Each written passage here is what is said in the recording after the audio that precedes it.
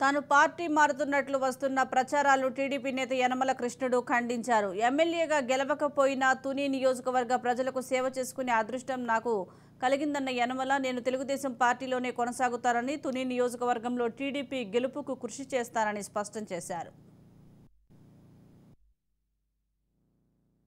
మరి నిన్న వచ్చినటువంటి వార్త నేను పార్టీ మారుతానని, వేరే పార్టీకి వెళ్తానని వచ్చినటువంటి వార్తను ఖండిస్తూ, ఎందువలంటే ఈ 40 సంవత్సరాలు అనేక మంది కార్యకర్తలను తయారు చేసినటువంటి నేను వేరే పార్టీ మారుతారని మీరు నమ్మక్కర్లేదని మీ ఛానల్ ద్వారా ఖండన తెలియజేస్తున్నాను. ఎందువలంటే పేరుకి రామకృష్ణ గారు పదవిలో ఉన్నప్పటికీ ఆయన స్థాయి అన్ని కార్యక్రమాలు తెలుగుదేశం పార్టీకి మచ్చ రాకుండా, రామకృష్ణ గారికి మచ్చ రాకుండా, ఏదైనా చిన్న చిన్న పొరపాట్లు ఉంటే నా నెత్తి మీద వేసుకుని ఆయన అన్ని విధాల కంటికి రేపలా కాపాడిన సంగతి మీ అందరూ తెలుసుకున్న విషయమే.